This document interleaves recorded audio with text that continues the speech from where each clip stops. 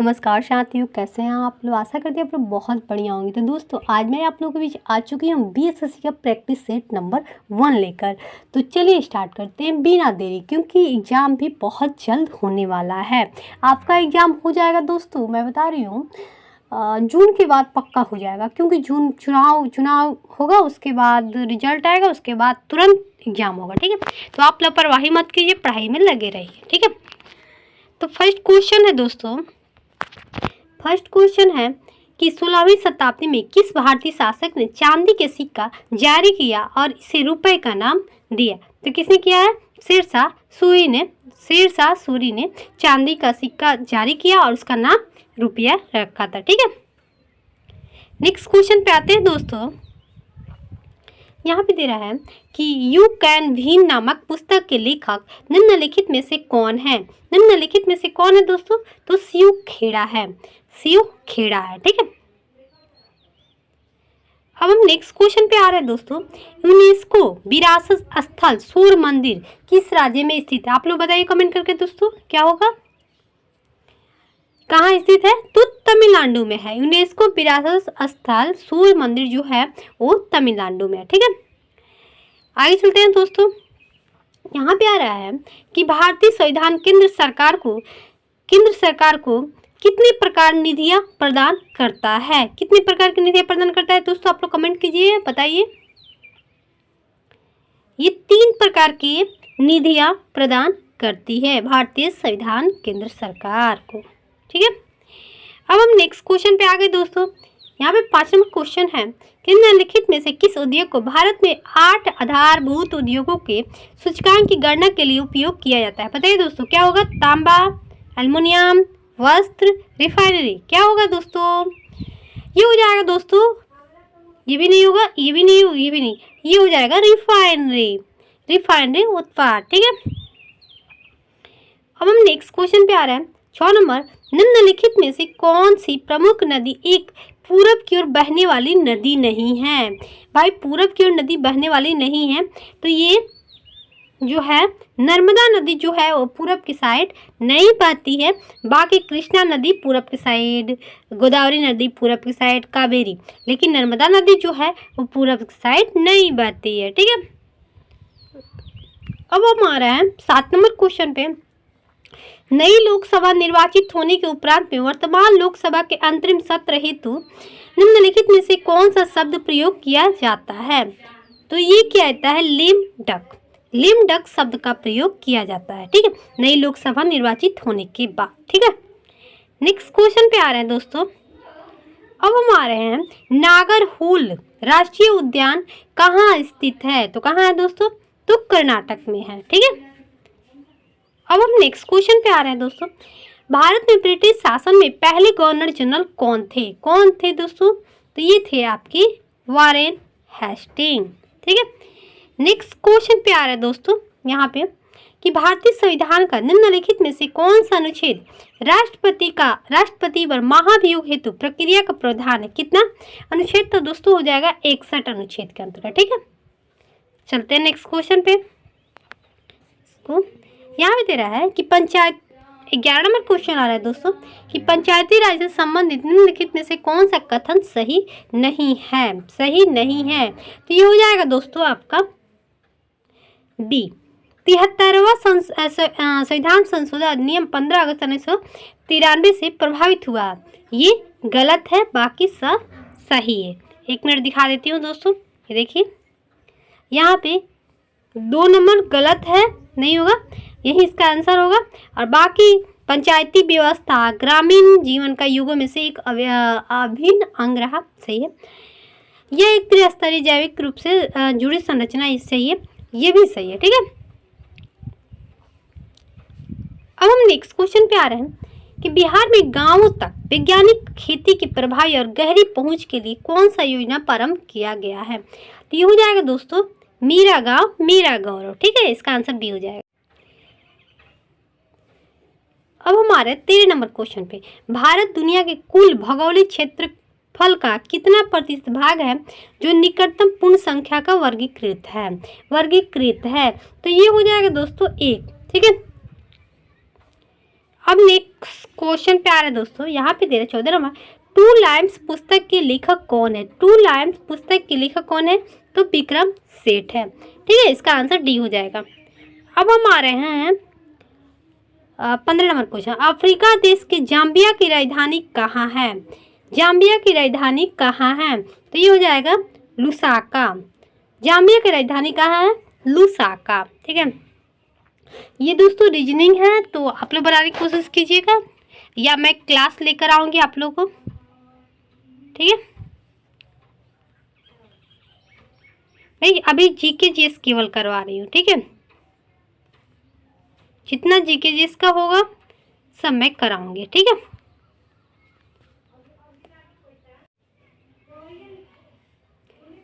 बयालीस number question है। ऊंची भवनों के शीर्ष पर लगे खतरे के संकेत लाल वर्ण के होते हैं।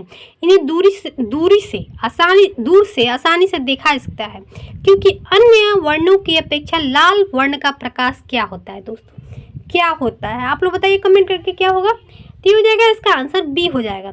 धुएं तथा कोहरे द्वारा न्यूनतम परिकृत होता है। ठीक है, इसका आंसर बी हो जाएगा। ठीक है, नेक्स्ट क्वेश्चन पे हम आ रहे हैं दोस्तों।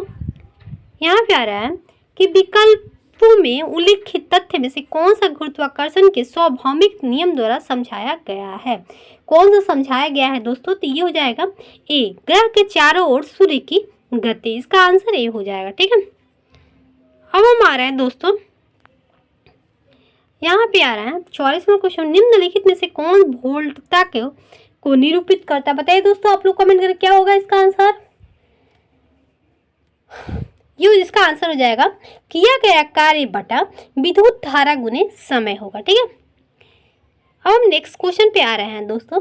45 नंबर। गुणसूत्र जिसमें गुणसूत्र बिंदु अनुपस्थित होता है क्या कहलाता है दोस्तों? क्या कहलाता है? तो ये कहलाता है एसेंटिक। इसका आंसर डी हो जाएगा। ठीक है, अब आ रहे 46 नंबर। जब प्रकाश नेत्र में प्रवेश करता है तो अधिकांश अपरिवर्तन कहाँ होता है? अपरिवर्तन कहाँ होता है बताइए दोस्तों कमेंट करके। तो ये हो जाएगा स्वच्छ मंडल कार्निया पर होता है। ठीक है, अभी दोस्तों रीजनिंग है, आप देख सकते हैं। आप देखिए, अब आ रहा है लेंस की शक्ति की ईसाई मात्रक क्या होता है? लेंस की ईसाई मात्रक क्या होता है? तो डायऑप्टर होता है। ठीक है, अब नेक्स्ट क्वेश्चन पे आ गए दोस्तों। यहाँ पे बताइए आप लोग, गतिशील विद्युत आवेश उत्पन्न करता है, इसका आंसर क्या होगा दोस्तों? बताइए। इसका आंसर हो जाएगा दोनों विद्युत तथा चुंबकीय क्षेत्र। ठीक है,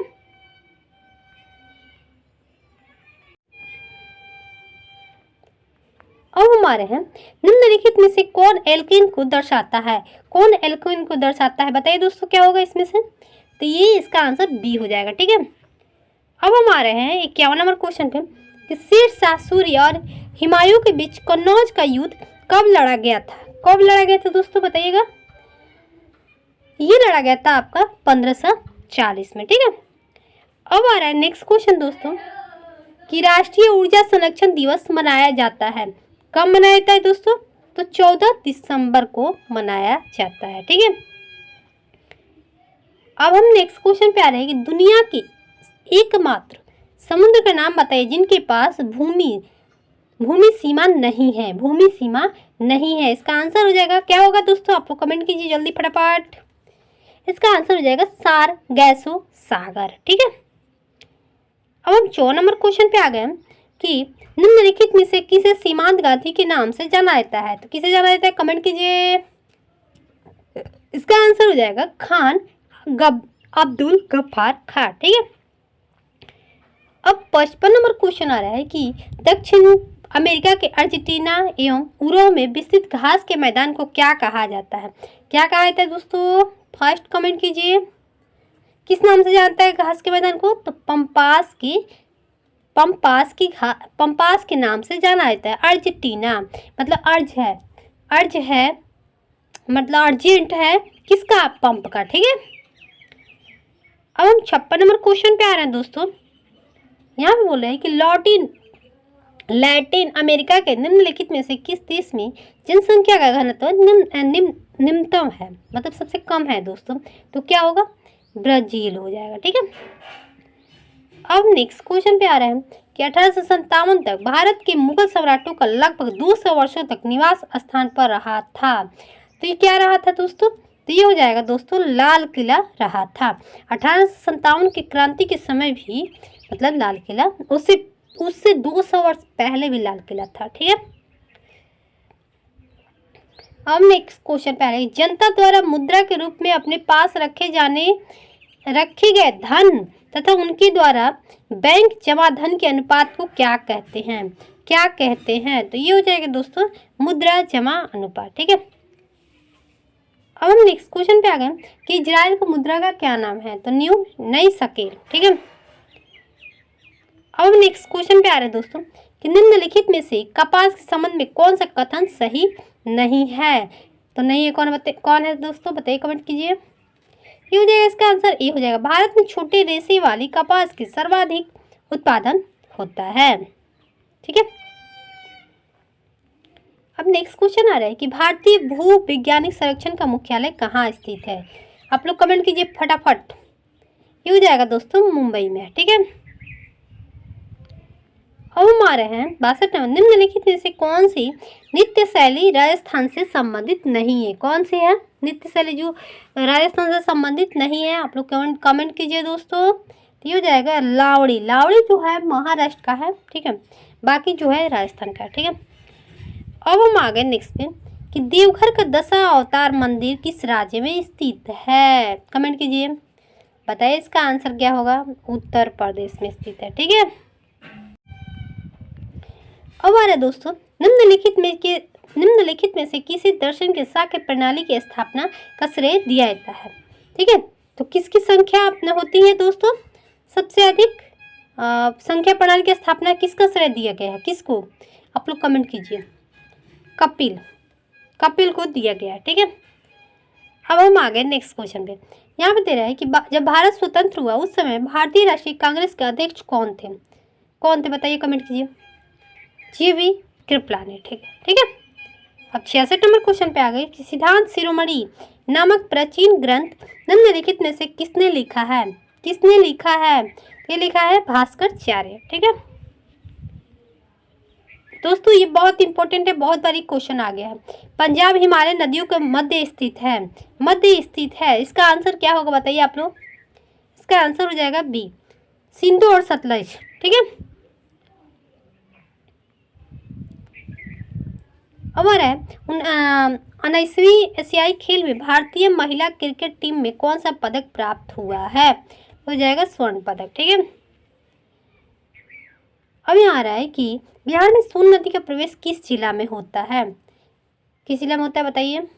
तो रोहतास में होता है। ठीक है।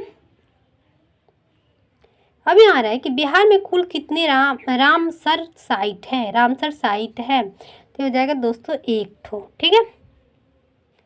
अब 71 नंबर क्वेश्चन आ रहा है कि किसके द्वारा फतेहपुर सीकरी को मुगल साम्राज्य की राजधानी के रूप में स्थापित किया गया है? कमेंट कीजिए। अकबर के द्वारा।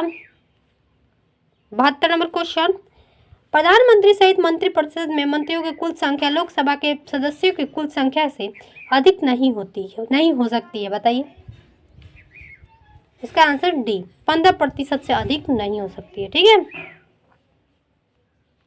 हमारे सिकंदर की मृत्यु के बाद चंद्रगुप्त मौर्य द्वारा पराजित हुए सिकंदर के सेनापति का क्या नाम था? बताइए, कमेंट कीजिए। इसका आंसर हो जाएगा सेल्यूकस निकेटर। ठीक है। अब आ नेक्स्ट क्वेश्चन पे, भारतीय संविधान के 15वां भाग निम्नलिखित में से किससे संबंधित है? ये हो जाएगा निर्वाचन से। ठीक है। अब नेक्स्ट क्वेश्चन पे आ गए, कोरोमंडल का मैदान भारत की किस दिशा में स्थित है? कोरोमंडल जो है भारत की किस दिशा में स्थित है? बताइए, कमेंट कीजिए। ये है आपका दक्षिणी भाग में। ठीक है।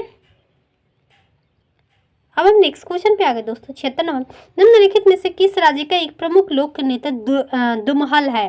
तो ये हो जाएगा दोस्तों जम्मू कश्मीर। ठीक है। अब हम नेक्स्ट पे आ रहे हैं दोस्तों, भारत की किस पंचवर्षीय योजना में प्राथमिकी को विकास से हटाकर प्रतिरक्षा को केंद्रित किया गया है? तो क्या हो जाएगा दोस्तों? तीसरी पंचवर्षीय योजना में। ठीक है। अब नेक्स्ट क्वेश्चन पे आ रहे हैं दोस्तों, नए संसद भवन में प्रस्तुत महिला आरक्षण विधेयक नारी शक्ति बंधन अधिनियम के तहत महिलाओं को कितने प्रतिशत आरक्षण का प्रावधान किया गया है? बताइए, कमेंट कीजिए आप लोग। 33%। ठीक है। हमारा नेक्स्ट क्वेश्चन, स्वतंत्र भारत के प्रथम मंत्रिमंडल के संदर्भ में निम्नलिखित में से कौन सा युग सम्मिलित है? तो आप लोग बताइए दोस्तों कमेंट करके। तो इसका आंसर हो जाएगा दोस्तों बी हो जाएगा, श्यामा प्रसाद मुखर्जी उद्योग एवं आपूर्ति। ठीक है। अब नेक्स्ट क्वेश्चन पे आ गए दोस्तों। 80 नंबर, निम्नलिखित में से कौन सा भारतीय संविधान की 7वीं अनुसूची राज्यसभा में शामिल मामला है? कौन सा है दोस्तों? ये हो जाएगा बाजार और मेले। ठीक है। अब नेक्स्ट क्वेश्चन पे आ रहे हैं दोस्तों, महिला हॉकी जूनियर एशिया कप 2023 का खिताब किस देश ने जीता है? बताइए, कमेंट कीजिए, किस देश ने जीता है? तो भारत ने जीता है। ठीक है। देखिए दोस्तों, ये करंट जो है पुराना हो गया है, तो करंट मैं नहीं बताऊंगी। ठीक है। अब आ रहे 84 नंबर क्वेश्चन। ये भी पुराना है दोस्तों, ये समझ लेते हैं। 85 महिला उद्यमिता दिवस किस दिवस प्रतिवर्ष कब मनाया जाता है? बताइए। तो ये मनाया जाता है 19 नवंबर को। ठीक है। अब देखिए, ये सब रीजनिंग है। ठीक है। देखिए, सब रीजनिंग है दोस्तों। यहाँ पे आ रहा है दोस्तों, ऑक्सीजन की एक अणु का द्रव्यमान कितना होता है? बताइए दोस्तों कमेंट करके, क्या होगा? बोलिए, जल्दी बोलिए। यहाँ पे हो जाएगा दोस्तों, इसका हो जाएगा 32 ग्राम। ठीक है। चलते हैं नेक्स्ट क्वेश्चन पे दोस्तों। यहाँ पे 37 नंबर, अणुओं की गतिज ऊर्जा का बढ़ता हुआ क्रम क्या है? क्या है दोस्तों? तो बताइए आप लोग कमेंट करके, पहले आंसर बताइए। इसका हो जाएगा ए आंसर। ठीक है, ठोस द्रव गैस। ठीक है। 38 नंबर आ रहा है कि निम्नलिखित में से किस अम्ल के एकत्रित होने से मांसपेशियों में थकान होती है? बताइए, कमेंट कीजिए। इसका आंसर हो जाएगा लैक्टिक अम्ल। ठीक है। अब आ रहा है दोस्तों यहाँ पे, विसर्जन नली में कैथोड किरणों को उत्पन्न करने के लिए कौन सा वायुदाब सही है? तो ये हो जाएगा दोस्तों 0.001 mmHg। ठीक है। अब आ रहा है 140 नंबर, निम्नलिखित में से कौन सा कथन गलत है? तो ये हो जाएगा इसका आंसर ए, अधातु धनायन बनाती है। 141 नंबर आ रहा है, एक्टिव नाइट श्रेणी में 14 तत्व हैं, निम्नलिखित में से कौन सा तत्व इस श्रेणी का सदस्य नहीं है? बताइए कमेंट कर दोस्तों। इसका आंसर सी हो जाएगा, Tm हो जाएगा। ठीक है।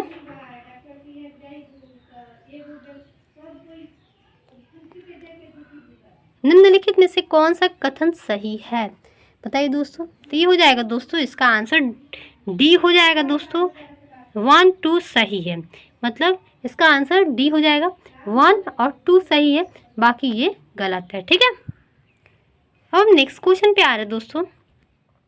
यहाँ पे तेरे NaCl के घोल में लवण की सांद्रता बढ़ाने पर निम्नलिखित में से किस गुणधर्म के परिवर्तित न होने का आशा करेंगे? तो ये हो जाएगा दोस्तों अपरिवर्तनांक। ठीक है। इसका आंसर सी हो जाएगा। अब हम नेक्स्ट पे आ रहे हैं, लाइकोपोडियम ट्रैकियोफाइट किस उपसंघ का सदस्य है? किस उपसंघ का सदस्य है? तो ये हो जाएगा लाइकोपिस्टा। ठीक है। अब हम नेक्स्ट पे आ रहे हैं, दमा मानव शरीर के क्या है दोस्तों? क्या है? ये हो जाएगा श्वसन तंत्र। ठीक है।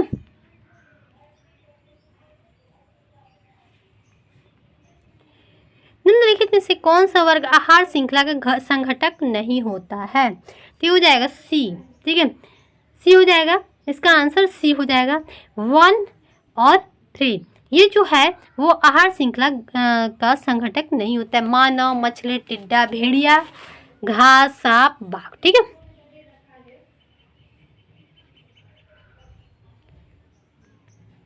अब हमारा 47 में एंटीबायोटिक के रूप में एंटीबायोटिक के बारे में इनमें से कौन सा कथन सही नहीं है? तो ये हो जाएगा दोस्तों सी। एंटीबायोटिक के दूसरे प्रभाव में चेचक, फलेरिया, डिप्थीरिया शामिल हो सकते हैं। ठीक है। अब हम आ रहे हैं दोस्तों 148 नंबर, यदि एक अनुवांशिक रोग लक्षण प्रारूपी सामान्य किंतु वाहक मादा से कुछ नर संततियों को से स्थानांतरित होता है। रोग क्या कहलाता है? रोग क्या कहलाता है? तो ये हो जाएगा दोस्तों डी हो जाएगा। ठीक है, लिंग सहलगन अप्रभावित। ठीक है, अब मैं 149 नंबर क्वेश्चन पे कर दूँ, निम्नलिखित कथनों में से कौन सा कथन सही नहीं है? तो ये हो जाएगा दोस्तों बी, हरे पौधे अपना भोजन कार्बनिक यौगिक से प्राप्त करते हैं। ठीक है, अब हम 150 नंबर क्वेश्चन पे आ रहे हैं कि HIV का इलाज नहीं होने पर, HIV के इलाज नहीं होने पर कौन सा रोग हो सकता है? तो एड्स हो सकता है। ठीक है, तो कैसा लगा दोस्तों ये हमारा प्रैक्टिस सेट? उम्मीद करती हूँ अच्छा लगा होगा। अच्छा लगे तो कमेंट करके जरूर बताइए। ठीक है, फिर मिलते हैं नेक्स्ट वीडियो में। बाय दोस्तों।